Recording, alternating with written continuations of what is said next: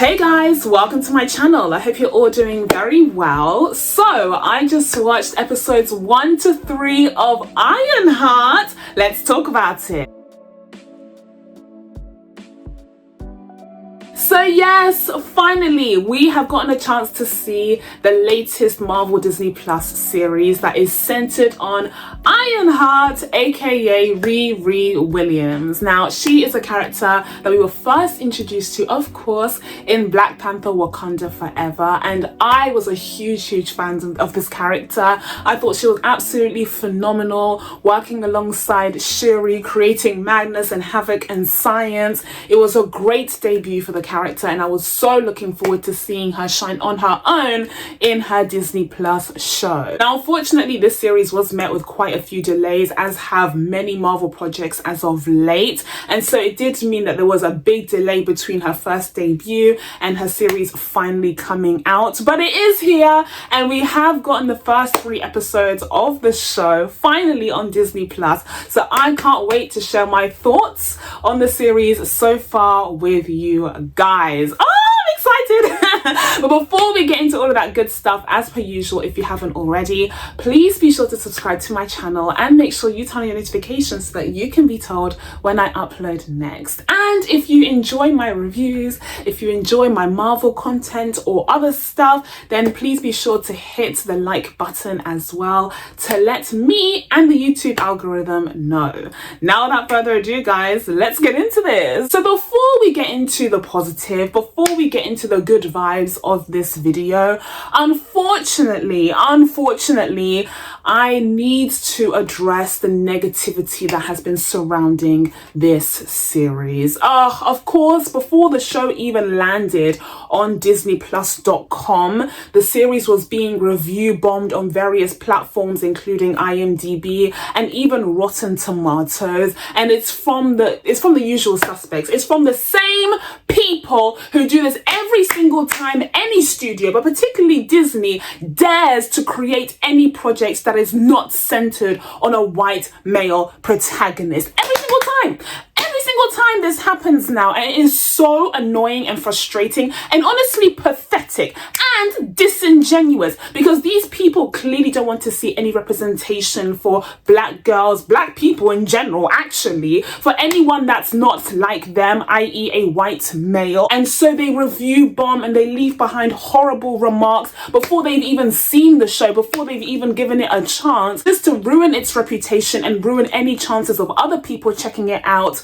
or it even being renewed. And it's just so hateful and it's so pathetic, because really and truly, how many superhero projects have we gotten that have been centered on white men? How many? There have been so many. Within the space of like less than a year alone, we got Daredevil Born Again just a few months ago in March. Then we stretch back to December where we had Kraven the Hunter. Then we go back to October, November where we had The Penguin and also Venom 3. Remember that? And then just looking forward into a month, we're looking at season 2 of Peacemaker coming. So I don't know what their complaint is. It's not as if the presence of Riri Williams has erased any other project centered on white men. If they're not interested in this series about this young black character, all they need to do is dip out. They can pack their bags and go somewhere else to watch a series that is centered on a white man. Literally, there are thousands to choose from, and that's just within the superhero genre,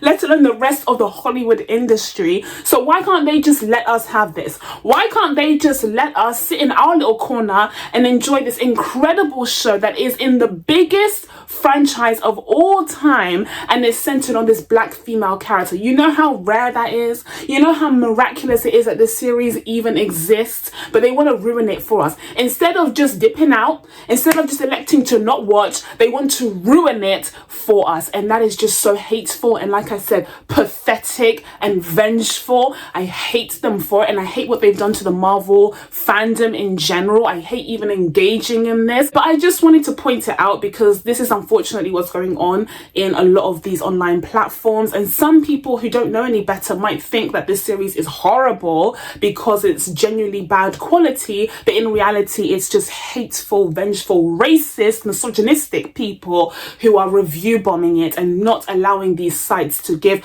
an accurate representation of the show's quality. Oh my goodness, this got me heated. This got me so heated on this hot day as well, in this heat wave that we're having in London town. You want me to go through?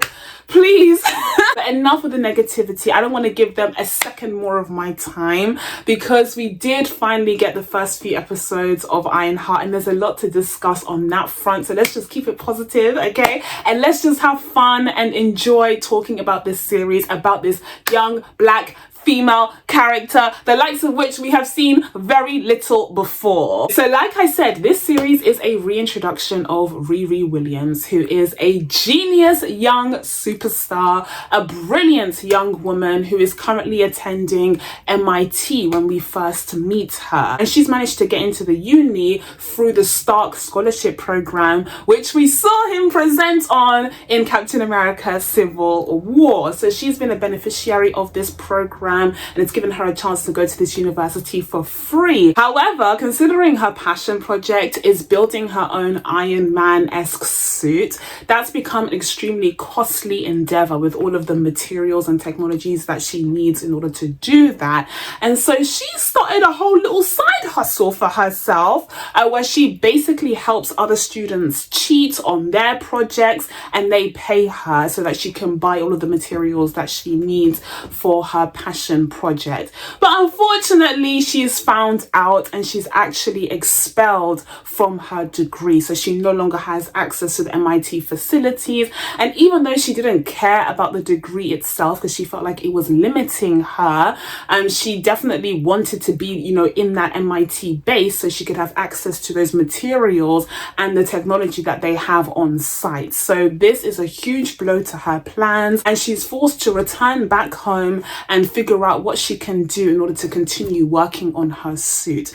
And unfortunately, these desperate times call for desperate measures. And so here comes Parker in the nick of time. Parker, aka Red Hood, is the leader of his own crew that does some like crimes, but they're against the bad guys. Like, they're kind of like Robin Hood. Like it's Robin Hood and his merry men, okay? They do some robbery, they do some thieving, but it's only against like evil billionaire corporations that are like stealing from the little man or ruining the environment in some way. So they're definitely bad guys and like criminals, but it's not that bad. Like, at least they have some kind of moral compass, or at least Riri is told. And so she gets suckered into joining this crew, and she gets a portion of the winnings so that she can continue to, you know, get more materials and supplies for her suit. And in the meantime, she helps them out with her genius and her suit on their missions. But even though Riri seems to fit in with the Bloods and they find themselves in a sort of found family unit, there's always this underlying feeling that something's about to go horribly wrong. I mean, first of all, you have the fact that they are still criminals at the end of the day, and they are capable of doing really dangerous things despite the fact that they have such charismatic personalities. So they're shifty as hell, number one. And number two, you have the number one shiftiest person on the crew, and that is Red Hood himself. Parker has a whole bunch of secrets and tattoos which are covering even more secrets, and there are all sorts of questions surrounding his mysterious powers that he gets from the Red Hood. He's able to turn invisible and, you know, bend bullets and manipulate, you know, reality, and Riri has a whole bunch of questions about how he's able to do that. And as time goes on and there's more shifty and sus behavior afoot, not to mention Parker's more, you know, grey morals start to become more apparent, Riri becomes obsessed with finding out exactly what this Red Hood is, where it gets its energy from, because after finding out what happened to her predecessor, Riri realizes that she is not safe with this crew, and certainly not with Parker, and so she needs to figure out where he gets his powers from so she could potentially take him down. Now, whilst Riri is dealing with the Bloods on the professional side, I guess, you also have the personal side of her life, where she's returned home from Chicago after a while. You know, when she was in MIT, she was able to just focus on her degree, or actually on her pet project of building an Iron Man suit. And so she didn't really get a chance to fully process all of the things that happened back home in Chicago. And there were some pretty traumatic events, namely the death of her stepfather and her best and most closest friend, Natalie. Both of them were shot and killed right in front of her. So for her, returning to the scene of the crime has been extremely triggering, particularly after so long where she was able to escape from this while she was in MIT. Now she's forced to confront all of these traumatic events and life changes that she was able to run away from before. Now Riri's recollection of these traumatic events starts to bleed into her work as well, so much so that when she's trying to create her own AI that could help power up the suit, she ends up with a projection of Natalie, and Natalie becomes her AI personnel, the way that Tony Stark had Jarvis or later Friday. And that's pretty cool, but also re-triggering for her. You know, very traumatic for her, seeing the image of her best friend, and it looks like she's there alive and well, and she has her personality. You know, she also, you know, shares some of Riri's memories of Natalie, and so she's able to recall the memories that they had when Natalie was alive. And so it's a very confusing situation. On top of this, you know, Natalie just wants to protect Riri and keep her safe the way that real life Natalie did. And so it makes for a very interesting relationship that Riri has with this AI bot. And so it makes for a very interesting and unique relationship that Riri has with this AI that's powering her suit, but also an incredibly enjoyable dynamic for us to witness as these two characters have great chemistry together. And up until the very end, it looked like the beginnings of a great symbiotic reciprocated friendship until Riri messed up.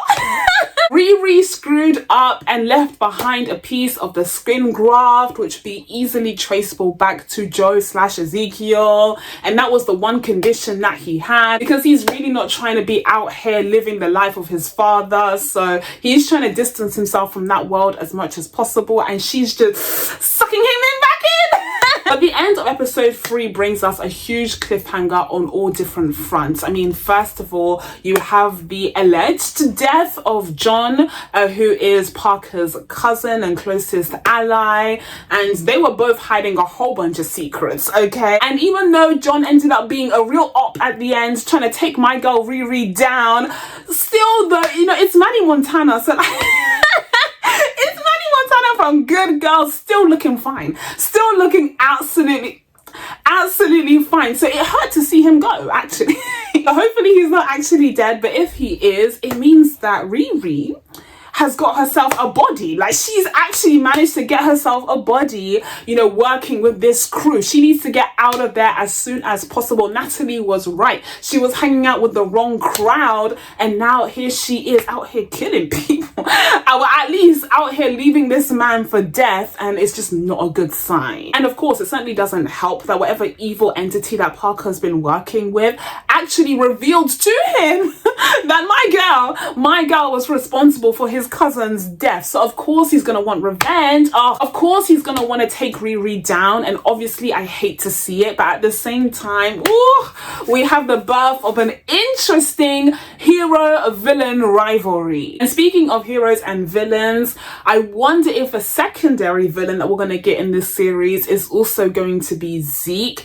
I really hope not. You know, I really hope not. I really like Alden Ehrenreich. I was so delighted to see him on this show. I completely forgot that he was supposed to be in this, but he is great and he's so adorable, and Riri taught him to stand up for himself, only for him to switch it around.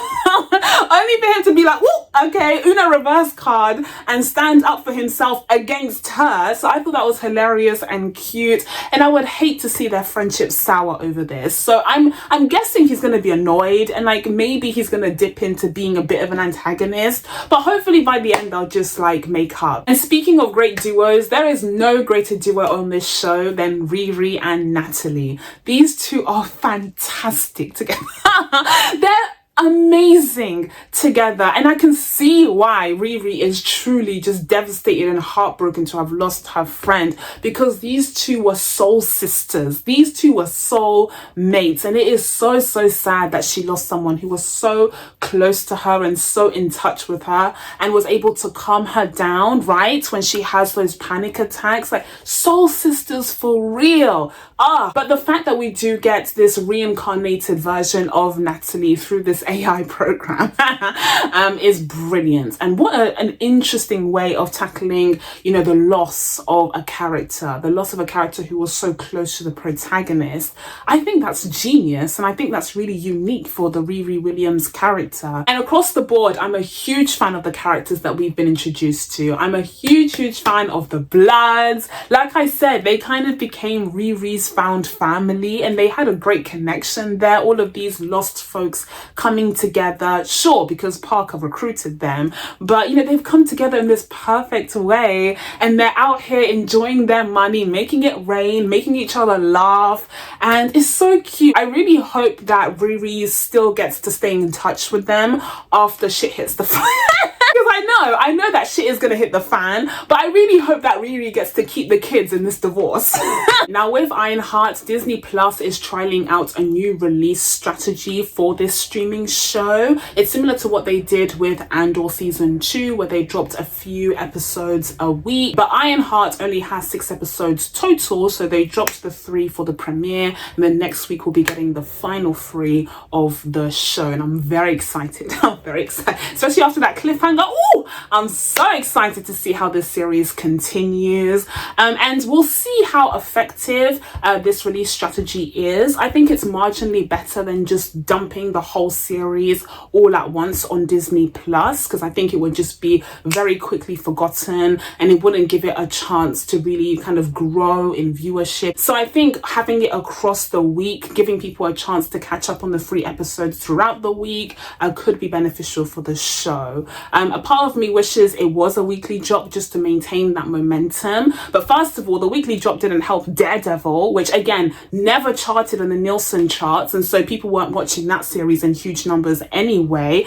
And Andor did actually manage to chart, although to be fair, it had more episodes in total, so that definitely helped. And another benefit of this strategy is that hopefully it means that we won't be getting weeks and weeks and weeks and weeks of hate thrown at this series the way that we would have if it was a weekly drop, as we saw with last year's The Acolyte. So I am super excited for the second drop of Ironheart, but so far so good. I'm telling you guys, if you haven't watched the show, first of all, sorry for the spoilers, but if you haven't watched the show, go watch it immediately, guys. It's good.